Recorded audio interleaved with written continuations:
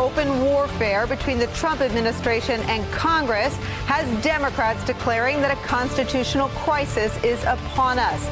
In the House Judiciary Committee, a vote on contempt charges for Attorney General William Barr just moments away. We'll bring that to you live once it begins. The historic clash on Capitol Hill follows days of negotiations between the Justice Department and the House Judiciary Committee for a document that Donald Trump said totally exonerates him. The White House today resorting to extreme measures to hide it, asserting executive privilege over the full Mueller report. The New York Times reporting on the high stakes of the stonewalling. Quote, President Trump's wholesale refusal to provide information to Congress threatens to upend the delicate balance that is the separation of powers outlined in the Constitution. Mr. Trump has declared an all-out war on efforts by House Democrats to look into his official conduct and business dealings. And that has legal experts across the ideological spectrum warning that the president's categorical opposition to what he sees as partisan meddling could create a constitutional crisis, an impasse that the allocation of interlocking powers and responsibilities by the framers cannot solve. Democrats ratcheting up their language about the need to serve as a guardrail on conduct that very well may ultimately lay the foundation for Trump's impeachment.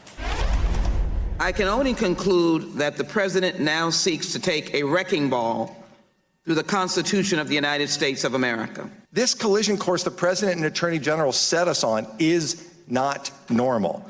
This collision is the definition of a constitutional crisis, and the breadth of this obstruction is beyond anything in our nation's history. This isn't about executive privilege. It's about burying the evidence, Mr. Chairman. If you think there's no collusion and no obstruction, you haven't read the Mueller report. If it looks like a duck, walks like a duck, and quacks like a duck, it's a duck. And if it looks like obstruction, sounds like obstruction, smells like obstruction, it's obstruction. If allowed to go unchecked, this obstruction means the end of congressional oversight. We are in danger. We need to respond, and we need to act for the people of the United States of America. And that is where we start today with some of our favorite reporters and friends. Elliot Williams, former Deputy Assistant Attorney General, and he served at one time as counsel to the Senate Judiciary Committee. Here on set, Washington Post White House Bureau Chief Phil Rucker, former Chief of Staff at both the CIA and the Pentagon, Jeremy Bash, is back. Carol Lee is an NBC News national political reporter, and former Chief Spokesman at the Department of Justice, Matt Miller, is here. Jeremy, let me start with you. And it's a big and hefty thing to roll out the constitutional crisis. And I don't think people do that lightly. We've been talking about a Saturday night massacre. Don McGahn, it turns out, testified privately in his 30 hours of testimony that was exactly what it felt like on the inside. That's what it looked like from the outside for those of us covering it. We now have members of Congress talking about a constitutional crisis. That sure is what it feels like. Well, look, I don't think this is actually Bill Barr's decision.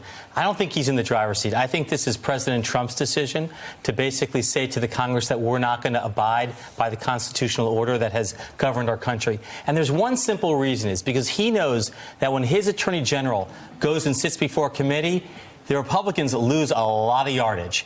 He got benched. Bill Barr got benched. He testified in front of the Senate, and basically he had to admit that he had misled the American people with his 4-page letter. He misled the Congress in saying that Bob Mueller had really not expressed any concerns with the way Barr characterized the Mueller report. And then he tried to advance very shallow legal arguments like, hey, the president didn't try to fire the special counsel. He just tried to have him removed. Now, nobody took that with any seriousness, nor should they. The president, I think, saw that and said, my guy's not going up there. We are not going to play ball with this Congress because we're going to lose a lot of yardage if we do. There's so much to unpack there, but let me just follow up with you on what I think underpins your analysis. So you think the White House counsel's office is calling the shots and DOJ is executing the president's playbook? I think the president is calling the shots. The president is saying that my administration is not going to participate in congressional oversight, it's not because he cares about the Constitution or he cares about some equities. He probably doesn't even really know what executive privilege is. He just knows that this is a losing political argument every moment that his attorney general and these witnesses are before Congress. And by the way, we should say that as citizens and as people who care about our constitutional order, that is an abomination. That is not the way our system is supposed to work. Phil Rucker, it seems like we're in dangerous territory when we accept their premise, or we're at least playing on their field when we accept their premise and their bet, which is that, one, their base will tolerate everything and anything. There's nothing they can do to alienate them. And two, that there's no limit to what they can distort and cartoon. And in this case, it's the separation of powers, sort of the very foundation of how this town is supposed to work. And it's something I wanted to talk to all of you about, because I was in the unenviable position of having to defend this gentleman from time to time. How bad is it? It is so bad that John Yoo, who wrote the most controversial set of legal memos during the Bush years, in which I served, full disclosure, about enhanced interrogation measures and other things, says, basically what the Democrats are saying, that this is unprecedented. It's an extraordinary overreach to ignore subpoenas. And really, nobody thought John Yoo and the Department of Justice sort of functioned in a particularly generous way with Congress during the Bush years. He's sounding the alarms. That's how bad it is. Yeah, we've reached a really extreme level right now, and the president is just testing things. And this is totally in keeping with Donald Trump and his character throughout his life. He's always tried to bend the rules in his favor. He's tried to work outside these institutions and these systems. He's tried to create sort of his own realities, his own rules, his own structures when he needs to. And he's not really paid a price for that. And so here he is politically in the government as the president of the United States, trying to test the powers of the Constitution and of the congressional branch. And, we'll see if he ends up paying a price for it. But right now, he's not. He's able to do this. So I don't know if this triggers you in any ways, that you're going to need some daddy water at the end of the show. But I want to read you what John Yoo said, because we talk so much about the Republicans not having a pulse, the Republicans not having any muscle memory, not having a conscience, not viewing it as their job to uphold the rule of law. Here's what John Yoo says about what the Trump administration is doing. He says it would be extraordinary if the president actually were to try to stop all congressional testimony on subpoenaed issues. That would actually be unprecedented if it were a complete ban. Mr. Barr, and this is more on Barr, but the idea that someone who he himself at the time and even now is viewed to have really strained the limits of executive power is alarmed right now is, to me, a lot more than a canary in the mine. Yeah, look, I never thought I would say John Yoo was right, but he's absolutely right.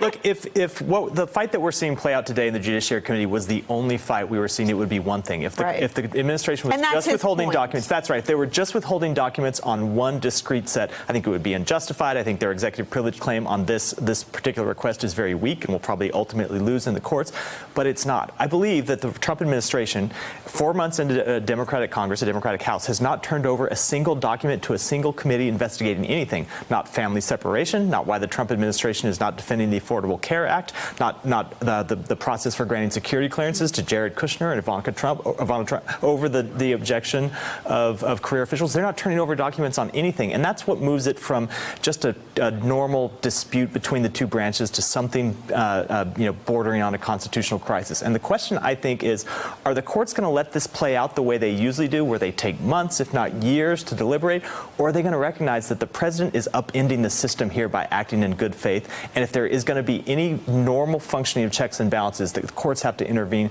immediately and forcefully to say no to the administration. Carol Lee, I've attacked our beloved and dear, iconic legal contributors, beloved figures like Chuck Rosenberg and Joyce Vance, for lulling me into a sense of complacency about Bill Barr, for calling him institutionalist, because he's a lot more like a Fox News primetime anchor than he is an institutionalist. What do we know about him now? And he's got a big decision about Mueller's testimony, or some role in that.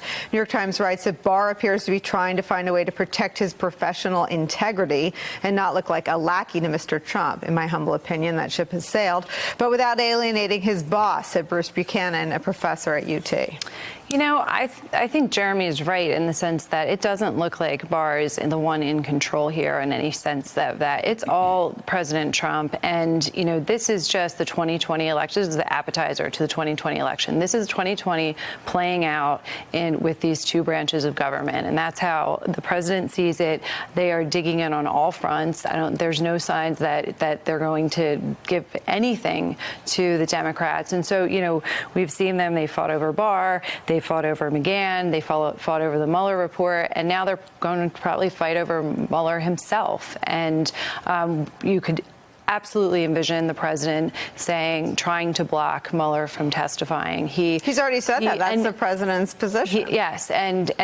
But is he going to be successful in doing that? Is it going to, you know, there's a question of whether Mueller could, you know, eventually testify once he leaves government. Would he be able to operate under different rules where he wouldn't be subject to whatever the president or attorney general wanted him to do? But this is just something that we're going to see this president continue to do. And the courts as a referee, I think it's a great question of how that plays out, and will it, because their calculation is whether not so much that they will win, but that they can just drag it out. And then we get into next year, and then they've managed to put Democrats in a box and in a place where they've done things that maybe alienate voters or voters to see as overreach or something. It's all a political calculation. Yeah. A political calculation, Elliot, with some really grave legal questions in the balance. I mean, what are the consequences of sort of trampling on these fundamental values of separation of powers and to a way, again, the John Yoo quote isn't meant to trigger any of our viewers or any of my guests here at the table, but it's meant to really underscore an important point of just how unprecedented this moment is. Well, yeah, and thank you for opening the John Yoo door, because I wasn't going to go there because he's your former colleague. But now that come on through. No, now that we've gone there, you know, it's sort of when you're too hardcore for the guy that said it was okay to torture people in secret around the world, you know you've got a problem. And now it's, you know, whether it was torture in 2004 or whether it's separation of powers now, you know, it's a big problem. And it's sort of like you said, how significant is it? And the consequences. You know, it just shows the arrogance of the administration and the president with respect to its relationship with Congress. They've not made a sincere legal assertion here of, you know, vindicating their rights to executive privilege because, you know, as was said on the panel before, they have done this across their relationship with Congress when you're talking about, you know, the census and immigration and on down. They have just simply chosen not to see Congress as an equal negotiating partner or as a co-equal branch of government. And look, you know, people can disagree as to legal outcomes, who ought to win on a claim of privilege. You and I joked about this last time you were on because we were on opposite sides of the U.S. attorney investigation, you know, when reviewing your emails and so on. But at the core of that was a fundamental respect for the two branches of government. And President Bush would never have said that Congress was illegitimate and just on a partisan witch hunt and it's all harassment and so on. And so, yes, we can disagree as to who wins and who loses, but there has to be a fundamental respect for the tribunal who is investigating you. And if we don't have that, we don't have a rule of law. And the president has spent a tremendous amount of capital at trying to convince a segment of the electorate that one whole branch of government just isn't legitimate anymore because Democrats run it. And that's preposterous, it's dangerous, and it's undermining people's faith in government. And let me just say, always walk through the John Yoo door. Never, ever, ever hesitate to criticize anything I was ever a part of. Jeremy Bash, though, let me ask you to pick up that thread. I mean, this idea that Trump, who has really debased the office of the presidency in an undeniable way, now seeks to debase and sort of redefine the way that branch of government functions with another. It seems like a contagion that, if not stopped, really sees unlimited potential to change the presidency forever. Yeah, I think two notes about the John Yoo factor here. One is that I can't believe I'm talking about John Yoo. But at least you could argue that his opinions came out of some notion of principle. I mean, that he genuinely believed that in the Madisonian system, the unitary theory of the executive carried some weight. And those are arguments he advanced. So, but I don't think here we have an administration that's advancing a principle. They've already said Bob Mueller can testify. Bill Barr said, I've got no problem with it. The president said, I've got no problem with it. It was only when Bill Barr testified and it was revealed that he had misled the country about Bob Mueller's report. And he did so poorly in making the case publicly in front of the Congress, did they yank him from the game? That's what's going on here. This isn't some principle. The other thing about John Yoo... Wait, let's talk about that. Let's unpack that. Because the way he got caught was by going too far. He got caught because after he did that, 2 letters from Robert Mueller became public in which Robert Mueller had been sounding the alarms about the distortion of the Mueller investigation. So you're right. That is sort of the damaged foundation. Let's be clear what's happening here. Bob Mueller wrote a report that said that the president obstructed justice. Now, the problem was he said it exactly 10 times. He said it in a double negative. He said the president did not obstruct justice. And most of us don't understand double negatives, including myself. So the problem was that it took a while for people to pick up on what is in this report. All the while, Bill Barr is mischaracterizing it and said, the president's got a clean bill of health. Over to me, I don't see any issues of law or fact. He didn't do anything wrong, case closed. By the way, that phrase, case closed, is the exact phrase that Mitch McConnell has been using in front of the Congress. Then when it was revealed that Bill Barr actually misled the American people and the Congress about that, the president said, oh, my God, we've basically been the mask has been ripped off. We have no game here. Get that guy away from the Hill. Get him away from the cameras. I don't want to have anything to do with congressional oversight ever again. So where do we go from here? Well, I think the House has to enforce its will. I think they're probably going to have to vote to hold the Attorney General in contempt, which is a sad moment for our democracy. But they're going to have to stand up for the Article 1 branch of Congress. Article 1 branch of our government, the Congress. If they don't, then the entire Madisonian system of checks and balances collapses, Nicole. So it may happen in our hour that for the second time in this country's history, a sitting attorney general, there's a vote for a resolution to then take this step to the full to the floor of Congress. We are, and sometimes we overdo this language, not you, but I do. We are in uncharted territory. We are. And, if the Attorney General were to be held in contempt of Congress, which is likely this afternoon, that's an extraordinary moment. But it's also not clear what the consequences for the Attorney General would be. Does he Bill Barr wake up tomorrow? He's still the Attorney General. He's still going to take his orders from President Trump. He's still going to do all of the work that he's been doing to try to block Congress from seeing any of these materials, and it'll go on and on and on. And so it falls to the judiciary eventually, as we were talking about, to create some checks and balances here. But it's not clear that anything Congress can do will deter this Attorney General and this administration. I understood before the full report was out that the Justice Department had some understanding that their hand could be forced in terms of turning over underlying evidence or making Mueller available if impeachment proceedings were to commence. What are you and your colleagues reporting about those conversations on Capitol Hill? Well, that could be, and that's one of the reasons you increasingly see Democratic lawmakers talking about impeachment. In fact, Speaker Pelosi was over at the Washington Post this morning and did an interview there and said, look, the president is self-impeaching. It's not clear exactly what that means, but that's stronger language than we've heard from Pelosi before. And, that would, of course, create a process where these materials could come forward. But let's remember what the Department of Justice is withholding here. The Mueller report is out in public, but there are reams of evidence, of transcripts of the various interviews that Don McGahn and others did with the investigators that have not been made public that would provide a lot more information and more of a roadmap on these 10 examples of obstruction of justice than we have in what we've read so far in the Mueller report. So Jim Comey wrote, I think about a week ago, about one of the consequences, one of the byproducts of service to Donald Trump. It's that you eat your soul, or he eats your soul. I don't know. The soul gets eaten. I don't remember who eats it. Has Barr's soul been eaten? Has someone eaten Barr's soul? Where's his soul? Is it on the menu? Yeah, right. So Comey in that op-ed, I think said that the president ate the souls of Bill Barr and Rod Rosenstein. I think he's right about Rod. I think that's exactly what happened. I think Bill Barr's soul and his brain and everything else was eaten by Fox News years before he joined the Trump administration. administration. I think he joined with very aggressive views of executive power. I don't think Trump corrupted him this quickly. I think he joined looking to do this for Trump, looking to end this investigation for Trump. That's why he was picked, and he showed up and did the job. And he's continuing to do the job by withholding all of these underlying materials, despite the very clear precedent, the very clear recent precedent with the Hillary Clinton investigation, that when Congress asks for materials about a closed investigation, the Department of Justice turns it over. You don't have to go back very far. He's going to be the second cabinet official in history held in contempt of Congress today. I unhappily worked for the first one, Eric Holder. But I think within a few months, he's not going to be the only one in this administration. I suspect you're going to see the Treasury Secretary and the Homeland Security, the acting Homeland Security Secretary, and others, because it is across the administration where they're refusing to cooperate at all. And I think what you're seeing is it is the inevitable result of an administration in which none of the traditional incentives work. You can't shame them into acting, right? Other administrations would turn over documents not just because they wanted to cooperate with Congress or because they respected the Constitution, but because they were worried about political shame.